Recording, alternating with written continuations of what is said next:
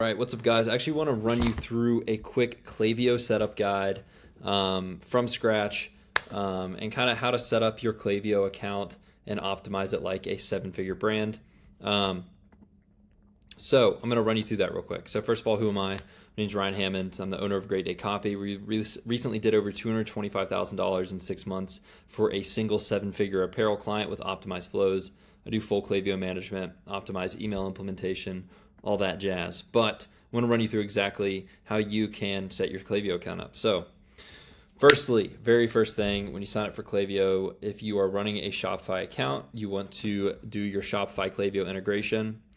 Essentially connecting your Shopify store so Klaviyo can track your customers, your orders, your site activity, and all that stuff so that flows can work correctly, all that jazz. So in Klaviyo, go to integrations, all integrations, Shopify, and click add integration. Enter your Shopify URL, approve the Klaviyo app install, and then Klaviyo is going to sync your customer profiles, orders, and revenue data, product catalog, website events for flows and segmentation, all that stuff. So yes, that is the Shopify Klaviyo integration. Very, very basic, pretty quick. The second thing is huge for email deliverability is your email domain authentication. So ignore all this kind of confusing SPF, DKIM, DMARC stuff. I'm going to explain what that means in a minute. But you need to add your sending domain. So essentially what that means is instead of sending from Klaviyo's shared sending domain, it was like .klaviyo mail or whatever, you need to have your own sending domain because it helps your deliverability and it just is better for your deliverability. So go to settings, domains, sending domains, enter your domain, and then you're going to copy the SPF, DKIM, and verification records Klaviyo gives you, and then add them to your DNS. So if you do your DNS settings on GoDaddy, Cloudflare, whatever, Google Domains or Squarespace, whatever it's called, you're going to go there, enter those, and then verify your DNS and wait until you get that verified. So secondly, add a DMARC record. So this is kind of an example DMARC record. Obviously, you would have not at yourbrand.com. It would be your actual brand. So if it was Nike.com, obviously you don't own Nike, but if you did, it'd be Nike.com, whatever. But this is a DMARC record. And this is also kind of essential for deliverability as well. SPF, DKIM, and DMARC. If you have all those set up correctly, you're optimized for deliverability. So don't skip these steps, even though it's kind of a little bit boring at first. It doesn't take long. Get them set up so that you can have optimized deliverability. So once you have all that technical stuff set up, it's not too confusing. I know it looks like a lot. Doesn't take long really at all. And once you get it set up, you don't ever have to do it again. So pop-ups and lead capture. Since pop-ups are kind of like the number one key to like growing your email list, the first thing you want to do is get a good pop-up in place that connects to your welcome flow, because you're going to start growing your list, and your list is a gold mine for actually converting, getting more conversions for your brand. So anyways, I'm not going to go over complete pop-up strategy here, but here are some simple kind of best practices for pop-ups. You want a full page pop-up. You don't want a pop-up that just pops up part of the screen. In 2025, 2026, full page pop-ups that cover the entire page are best for growing your list. It can seem a little bit more intrusive, but it's best for growing your list. Offer a 10 to 20% discount or whatever margin discount you can offer with your brand. Make the offer impossible to miss. You notice how all of these texts are so big. Like you literally could not read them if you tried. They're right in your face. They're impossible to miss. And utilize a micro commit. So what I mean by that is, do you see how they're not asking for your email in this first step? How instead they're making you answer a question like, hey, you've got 15% off. Do you want to claim this? And you say yes, or sign up, or yes, I want to claim it, whatever. That's actually a psychological principle. If somebody starts something, they're more likely to finish it. So make them kind of, you want to get them to click a button, like click a yes, and then enter their email, because if they've started it, they're more likely to finish it. And then obviously connect your pop-up to your welcome flow as a trigger. We will go over flows in a second, but obviously that's going to lead to your welcome. Okay, now for all of the core flows. So I have all of the core flows laid out here with outlines of a great way to start. But first I want to say, if you're new to Klaviyo, if you're a new Klaviyo account, just start with these core flows. Like just start with a welcome flow, abandoned cart flow, abandoned checkout, and post-purchase flows. Those are the most high intent flows, the ones that make the most money, and they're going to protect your deliverability. So if you're just starting off, just start with those 4. But here's kind of a rundown of a good way to start getting these flows up. And obviously you can add more emails to these as they go. So if 4 emails is not enough for your welcome flow, then if it's performing really well, then add more.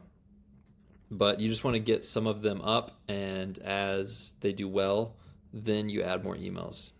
So yeah, I'm going to go over welcome flow. You obviously just subscribe to the list. You want to deliver the discount or whatever, intro your brand, get that first sale, but also you want to build trust with them in general. So the first email is just going to be delivering that incentive. Also, before I want to start this, I want to say that like a good amount of this outline is from Maxwell Copy, Max Sturdivant. So that is kind of where this is adapted from. So shout out to Max. Max is a savage. So yeah, a lot of this is from him. But email number 1, you want to deliver that incentive. You want to show them some unique selling propositions, some social proof, and some best sellers. Email number 2, just going to do like a brand story email going over the background of the brand, what you're about, build trust, and show some social proof as well while pushing the discount still. Email number 3, it's going to be like a best sellers highlight, highlighting your best sellers, and then also some social proof or some unique selling propositions, kind of what makes your brand stand out. And then do a last email for the discount. You could do like a last call for discount email. Flow number 2, site abandon. It's just a flow that sends when they're active on the site. They didn't look at any products, but they've just been active on the site. You can send them like hey, noticed you browsing, or hey, come back, or something like that with a product section. That's all you need to send for site abandon off the first go. Browse abandon, it's when they view an item. You want to get them back to the item they viewed, so you can be like, hey, take a second look. Take a second look at the item, whatever. If you're just starting off, I don't know, I put 1 email in here, but you can also put like a discount if you can afford the margin. So like do a 20% off discount for the second one maybe, or 15%, and then do a discount. Hey, last email for the discount for the third one. Cart abandon, pretty simple. You can do like 3 emails to start off. Cart and checkout abandon are just do the same flows, just different triggers. Just change the call to actions and the simple stuff like that, like, the buttons. Instead of saying like return to checkout, say return to cart, vice versa. So you can do like a you left something behind email with just pretty much a dynamic product section, a headline saying like you left something behind, grab your item now. And then you can, if you can afford the margin, do like a 20% discount on the next email. Say like, hey, we still have your item, or we have your item. Here's 20% off. And then do a 20% off, last call for 20%, or this is the last email we're going to be sending for 20% off. Yeah. So post-purchase is obviously somebody placed an order. So you want to thank them, you want to educate them, or you want to cross-sell them as well. And then also educate about how to get their most out of their product. So first email, you can do a text-based email. Do like a thank you email with like immediate upsells. So be like, hey, thanks so much for purchasing our product. Our brand strives to do this, this, and this. This is what makes us special. We really appreciate it. And if you're not done, keep shopping here, and put a link back to your website. Email number 2, you can do as it gets closer to them getting delivered. Say how to get the most out of your product. Like how can you, if you're an apparel brand, you could do something like that. Or if you're a skincare brand, how to use the product, something like that. How to get the most out of their product, essentially. And then email number 3, you can do a review request email so that you automate your reviews and continuously have them rolling in. VIP flow, do like a welcome in VIP with a 20% discount. Kind of tell them that you really appreciate them, and you really appreciate them being loyal to your brand and being such a loyal customer, and give them a discount. Obviously, you can use this as a segment later, create a VIP segment, and actually give you want to give like special things to this VIP segment. So like exclusive access to products, early access to products, discounts, free gifts, additional offers, stuff like that. You want to treat your VIP customers special. So That being said, and then once again, second email, you can do a product highlight, kind of like a product section, and remind them of the VIP exclusive discount, and then do a discount last email. So like, hey, this is going to be the last email for the VIP discount. Sunset flow. This has unengaged 90 days. It probably more than that.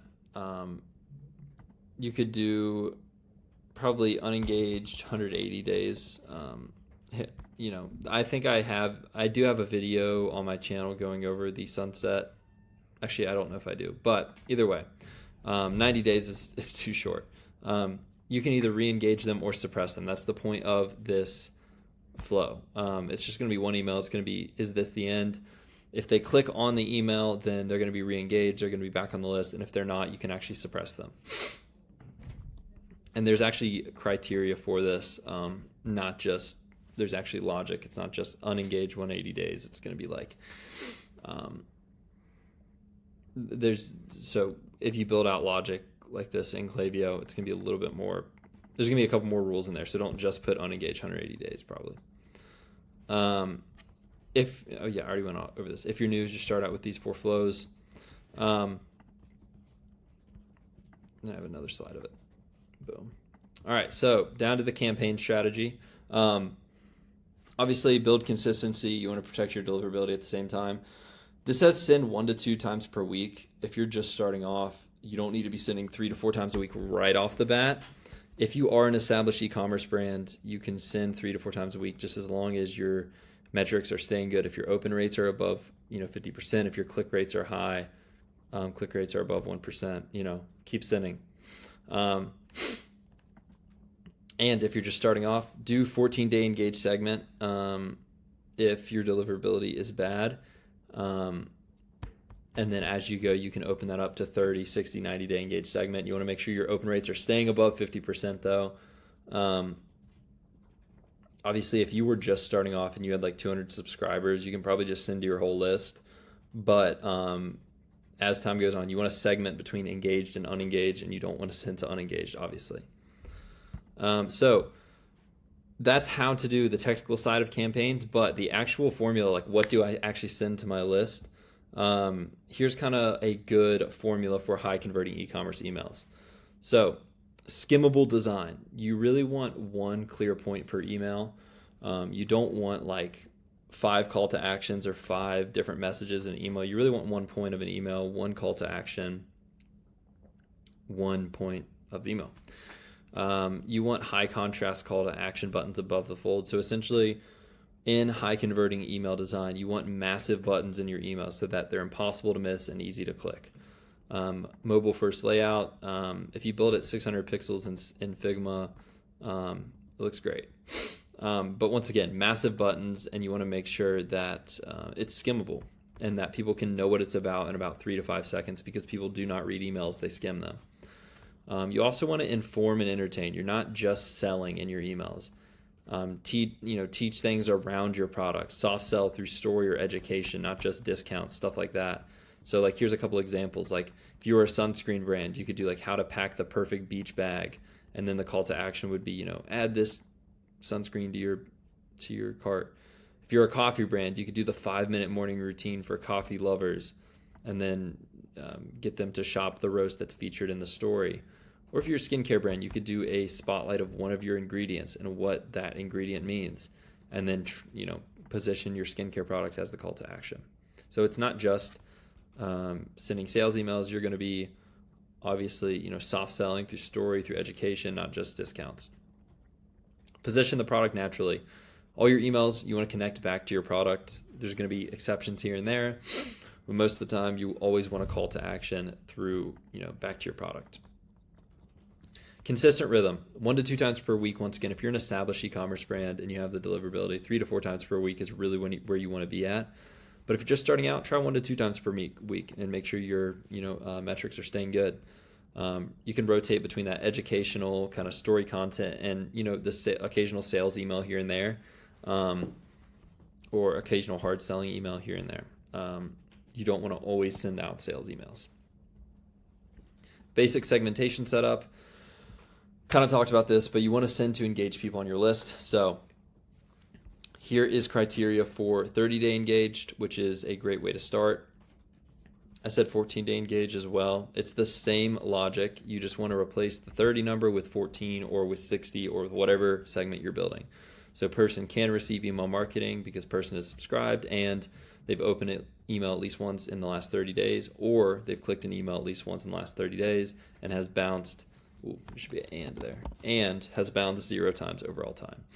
Same logic with all of the other engaged segments. SMS setup. This is optional. There's actually been a new law passed in Texas around SMS compliance. So if you are sending an SMS, you need to be very careful, because if you send, I think it's like SMS to like Texas residents, you could literally get charged like $5,000 per message. So yeah, you need to be very careful with that. Honestly, a lot of brands are pausing SMS right now, but here's the setup for it. So enable SMS in Klaviyo. Add SMS consent checkbox to your pop-up. If you're collecting SMS through your pop-up, you need to make sure that you have proper SMS consent, or you will you will be in trouble. So yeah,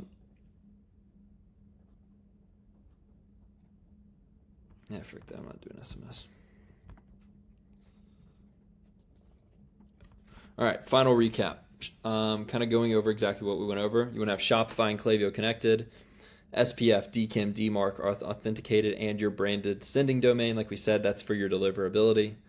You want to set up that pop-up, link it to your welcome flow, and then obviously into the core flows. So you want to get those core flows running if you're just starting out: welcome, post-purchase, abandoned cart, and abandoned checkout. That's all you need if you're just starting out. Campaign cadence, 1 to 2 weeks to engage users.